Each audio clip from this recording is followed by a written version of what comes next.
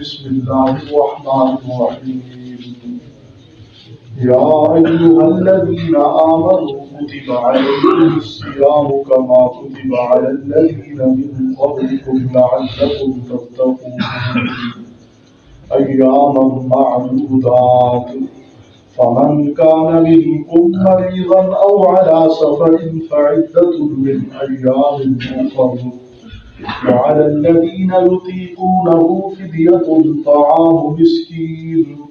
فمن تطوع خيرا فهو خير له وأن تصوموا خير لكم إن كنتم تعلمون صدق الله عليه وسلم يا أيها الذين آمنوا أي ایمان والو كتب عليكم الصيام كما كتب على الذين من قبلكم تم پر روزے فرض کیے گئے ہیں جیسے کہ تم سے پہلے لوگوں پر فرض کیے گئے تھے لعلکم تتقون تاکہ تم پرہیزگار بن جاؤ ایام معدودات چند روز ہیں گنتی کے فمن کان منکم مریضا پھر جو کوئی تم میں سے بیمار ہو او علی سفر یا پھر مسافر ہو سفر پر ہو فعدۃ من ایام اخر تو دوسرے دنوں سے گنتی پوری کرنی ہے دوسرے دنوں میں پھر روزے رکھیے وعلی الذین یطیقونہ فدیۃ طعام مسکین یہ ابتداء اسلام کا حکم ہے کہ ان لوگوں پر جو طاقت رکھتے ہیں روزے کی پھر روزہ نہیں رکھتے تو ایک مسکین کا کھانا فدیہ کریں فمن تطوع خیرا پھر جو کوئی خوشی سے نیکی زیادہ کرے فهو خیر اللہ تو اس کے حق میں بہت بہتر ہے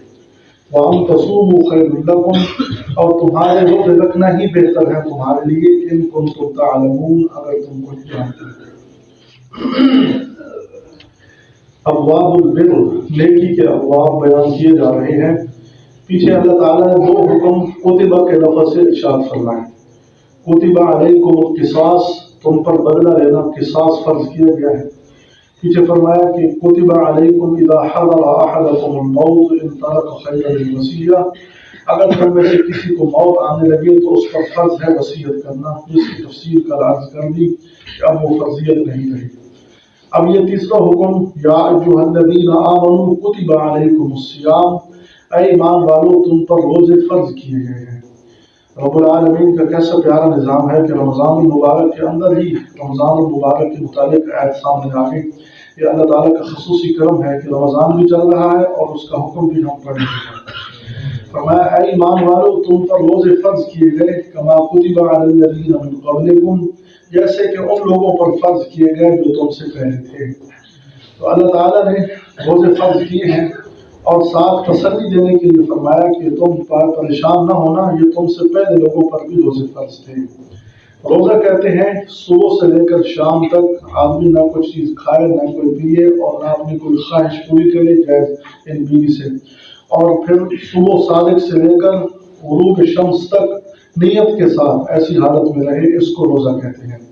صوم کا معنی تھا رکنا یعنی کھانا پینا جماع سے رکنا نیت کے ساتھ صبح صادق سے لے کر غروب شمس تک اس کو روزہ کہتے ہیں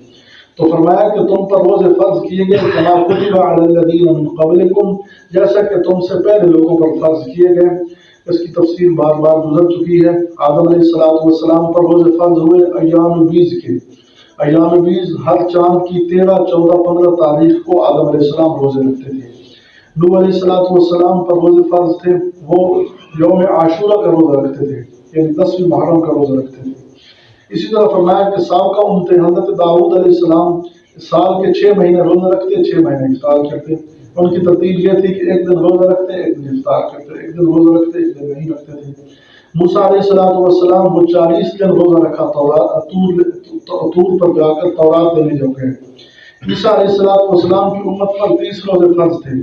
لیکن انہوں نے خود اس میں زیادتی کی ایک ان کا بادشاہ بیمار ہو گیا اس نے منت مانی کہ اگر میں ٹھیک ہو گیا تو 10 روزے اور رکھوں گا انہوں نے 40 کر دیے تو وہ ٹھیک ہو گیا 40 کر دیے اسی طرح پھر بعد میں ایک اور ان کا مریض ہوا کوئی بڑا تھا ان کا وزیر تھا یا بادشاہ تھا اس نے کہا کہ اگر میں تندرست ہو گیا تو میں 7 روزے بڑھاؤں گا تو 47 تک پہنچ گئے لیکن نصارہ نے کہا کہ یہ عدد صحیح نہیں ہے انہوں نے 3 اور بڑھا دیے 50 روزے وہ رکھتے ہیں نصارہ لیکن وہ روزے ہمارے جیسے روزے نہیں رکھتے ان کا روزہ عجیب طرح کا ہے وہ کہتے ہیں کہ صبح صادق سے لے کر غروب شمس تک بس آگ کی پکی ہوئی چیز نہیں کھانی، باقی سب کچھ کھا بھی سکتے ہو، جو چیز آگ پر پکتی ہے نا وہ نہیں کھانی، پھل فروٹ باقی چیزیں وہ استعمال کرتے رہتے ہیں، بس آگ کی پکی ہوئی چیز سے روزہ رکھتے ہیں۔ تو فرمایا کہ یہ روزے تم پر فرض کیے گئے جیسے کہ ان لوگوں پر روزے فرض تھے جو تم سے پہلے تھے، اور مقصد کیا ہے؟ لعلکم تتقون، تاکہ تم پرہیزگار بن جاؤ، متقی بن جاؤ۔ روزہ جو ہے نا انسان کی صحت کے لیے بہت مفید ہے۔ 365 دن میں اللہ تعالیٰ نے یہ صرف 30 دن ہمیں عطا کیے ہیں، 30 دنوں کے اندر تم تھوڑی جو ہے نا پابندی کر لو، اس سے تمہارے اندر تقویٰ آ جائے گا۔ اور آج کل جو مغربی ڈاکٹر ہیں وہ اس پر بڑے خوش ہو رہے ہیں۔ اسلام کا جو قانون ہے جس سے وہ ڈاٹنگ کہتے ہیں، یعنی کھانے پینے سے تھوڑا رک جانا، یہ قانون بڑا مفید ہے۔ انہوں نے کہا کہ خاص طور پر جو بلغم کا مریض ہے اس کے لیے بہت مفید ہے کہ وہ مسلسل 30 دن جو ہے نا وہ اپنے آپ کو فاقہ میں رکھے محدود وقت تک، تو اس کی بلغم خشک ہو جائے گی، اس کے اندر کافی اسے فائدہ ہوگا۔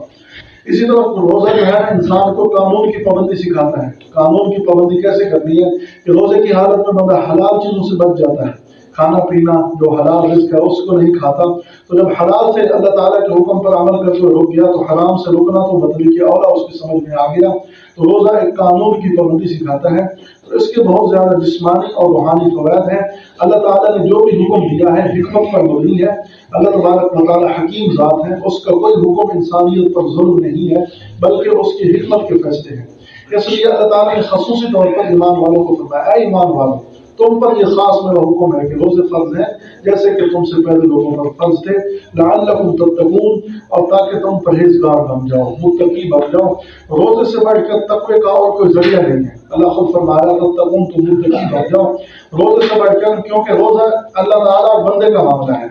باقی جو ہم عبادت کرتے ہیں، نماز پڑھتے ہیں لوگ دیکھ دیتے ہیں، زکوٰۃ دیتے ہیں لوگ اس سے فائدہ اٹھاتے ہیں، حج پہ جاتے ہیں، جناب آج کل تو رواج بن گیا کہ حج سے جانے سے پہلے مشہور کی جاتی ہے کہ فلاں صاحب جا رہا ہے، اور آتے وقت جناب پوری برادری کو اکٹھا کیا جاتا ہے۔ حالانکہ حکم تو یہ ہے کہ خاموشی سے جاؤ، خاموشی سے آؤ، لیکن حج پر جاتے ہیں تو پھر کیا ہوتا ہے کہ جناب وہ لوگوں کو پتہ چل جاتا ہے۔ باقی جو بھی بات ہے، جہاد پر ایک آدمی جاتا ہے پتہ چل جاتا ہے کہ فلاں صاحب جہاد کر رہا ہے، لیکن روزہ بندے اور اللہ کا معاملہ ہے۔ اللہ تعالیٰ کو پتہ ہے، اس بندے کو پتہ ہے کہ روزہ ہے یا نہیں ہے۔ ایک آدمی جنگل میں سفر کر رہا ہے، گرمی کا موسم ہے، اور اس کے سامنے بہترین مشروب لایا جائے، پھر وہ اس کو پینے کو دل کر رہا ہے، گرمی بھی ہے، لیکن وہ کیا کہتا ہے کہ مجھے اللہ سے ڈر لگتا ہے، میں نے روزہ رکھا ہوا ہے۔ تو یہ روزہ جو ہے نا اللہ اور بندے کا معاملہ ہے، اس لیے تو اللہ فرما رہے ہیں باقی جتنی بھی عبادات ہیں ان کا بدلہ فرشتے دیں گے، لیکن روزے کا بدلہ میں خود دوں گا، کیونکہ یہ میرا اور بندے کا معاملہ ہے۔ تو اللہ تبارک و تعالیٰ اس پر خصوصی انعام دیتے ہیں۔ بعض روایات میں آتا ہے انا اجزی بہ، میں خود مل جاتا ہوں، روزے کے بدلے میں خود مل جاتا ہوں۔ تو اس لیے فرمایا کہ روزے رکھا کرو لعلکم تتقون۔